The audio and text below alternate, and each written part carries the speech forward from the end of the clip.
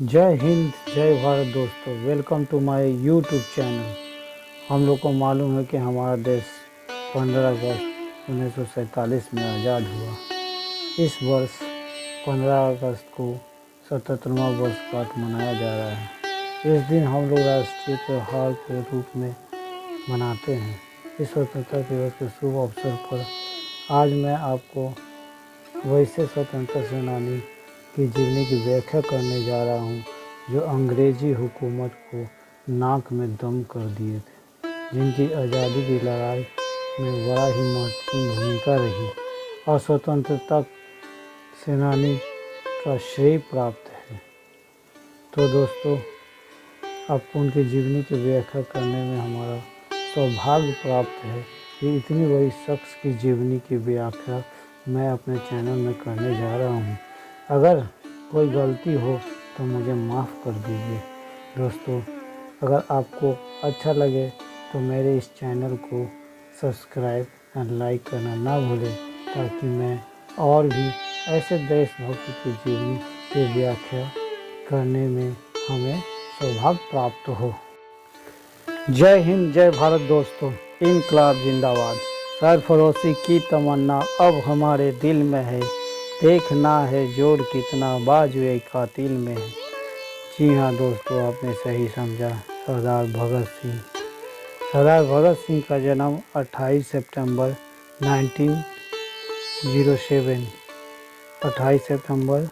1907 ईस्वी में बंगा पंजाब के एक गांव में हुआ था, जो अब पाकिस्तान में स्थित है। इनके पिता श्री किशुन सिंह, चाचा अजीत सिंह एक महान क्रांतिकारी थे।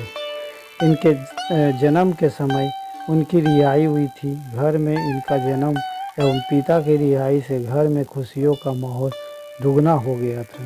माता श्रीमती विद्यावती कौर, इनका परिवार आर्य समाज को मानते थे और घर पर माहौल भी देशभक्ति और देश प्रेमी का माहौल था। इसलिए इनका पढ़ाई आम बच्चों की तरह किसी ब्रिटिश हाई स्कूल में ना होकर दयानंद एंग्लो वैदिक स्कूल में की गई, जहां देश के प्रति प्रेम एवं वेदों की शिक्षा दी जाती है।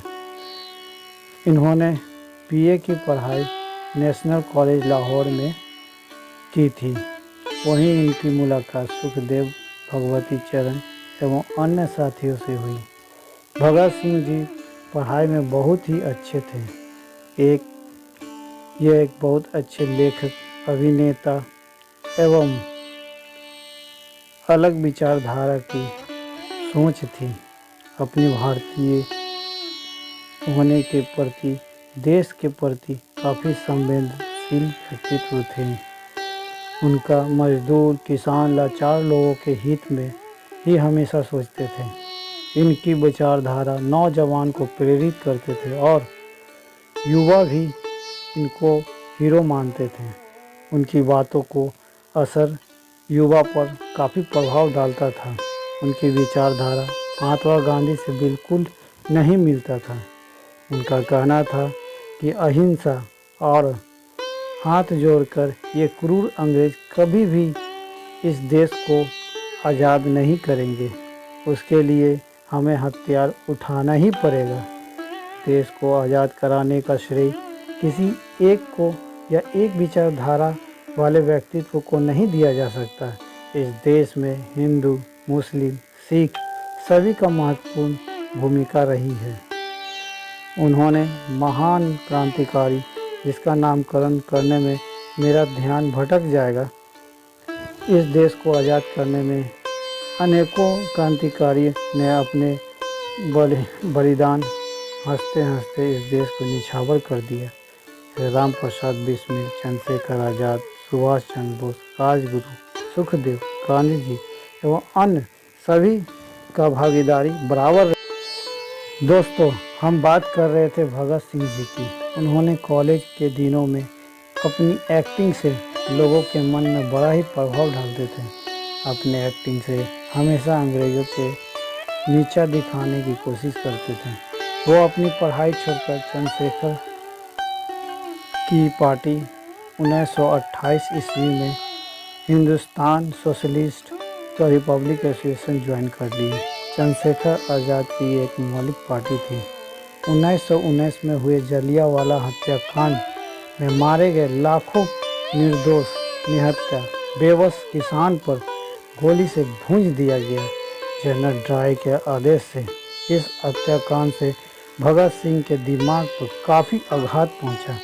उस समय ये 14 वर्ष की उम्र में स्कूल की पढ़ाई कर रहे थे। इन्होंने असहयोग आंदोलन के समर्थन में महात्मा गांधी जी के साथ भी रहे। यह आंदोलन ब्रिटिश सरकार के खिलाफ अहिंसात्मक आंदोलन, जो स्वदेशी अपनाओ, विदेशी चीज़ों का बहिष्कार करो, यह आंदोलन पूरे भारत में सरकार के खिलाफ सबसे बड़ा आंदोलन था।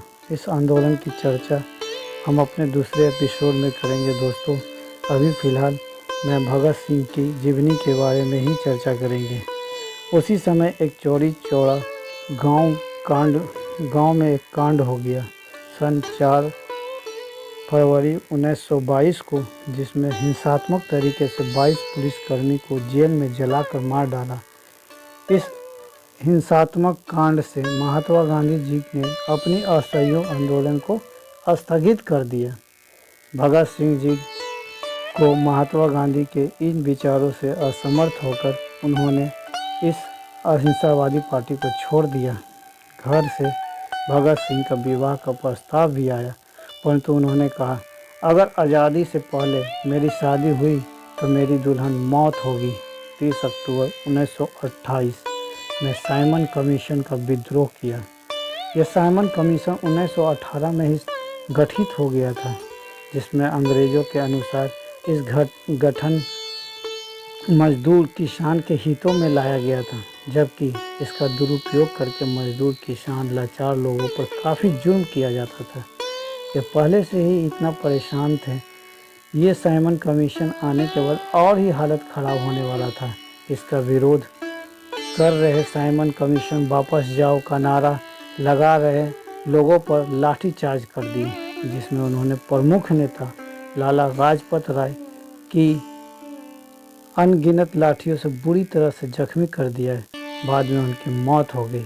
इनके मौत के बाद भगत सिंह एवं अन्य साथियों के साथ मिलकर उनकी मौत का बदला लेने का प्लान किया।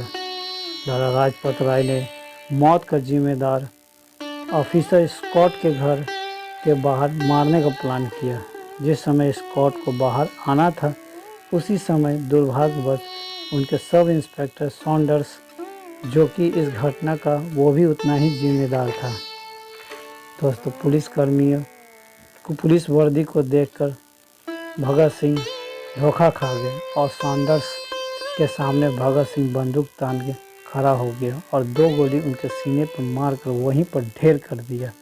उनकी मौत उसी जगह हो गई।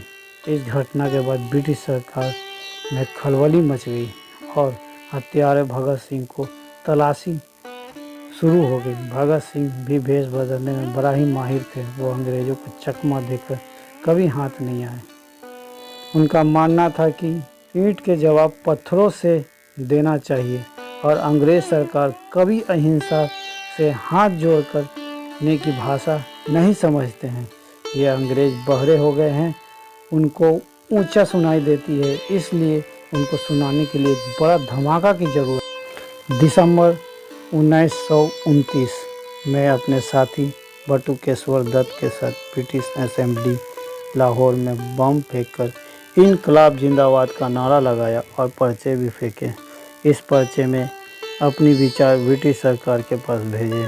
उस समय ये भागे नहीं, वो अपने आप को गिरफ्तार करवाना चाहते थे और उनको जेल भेज दिया गया। उन्होंने जेल में ही क्रांति के लिए लेख एवं किताब लिख डाले। जेल के अंदर इनको काफ़ी टॉर्चर किया गया, लेकिन उनकी आवाज़ को कोई दबा नहीं सका। जेल की बुरी हालत को देखकर उन्होंने अनशन पर बैठ गए। 14 दिन की भूख हड़ताल को देखकर अंग्रेज़ डर गए। यदि जेल में मर जाते तो देश में आक्रोश पैदा हो जाती और हुकूमत खतरे में पड़ जाती। पूरा देश उनके समर्थन में खड़ा हो गया। कई महानायक क्रांतिकारी ने भगत सिंह जी के लोकप्रियता को देखकर उन्हें खोना नहीं देख चाहते थे। इसलिए उन्होंने कई हाई कमान को पत्र लिखा कि भगत सिंह की फांसी माफ़ कर दी जाए, परंतु भगत सिंह पीछे हटने को तैयार नहीं थे। उन्होंने कहा कि अगर एक भगत सिंह देश के लिए शहीद हो गया तो हर घर में भगत सिंह पैदा होगा। अगर माफ़ी मांगते तो अंग्रेज़ तैयार हो जाते, लेकिन वह ऐसा नहीं किए और फांसी की सज़ा हंसते हंसते मंजूर कर लिए। भगत सिंह राजगुरु सुखदेव को 24 मार्च 1931 को फांसी की सज़ा सुनाई गई थी, लेकिन पूरे देश में उनकी रिहाई के लिए विद्रोह प्रदर्शन हो गया।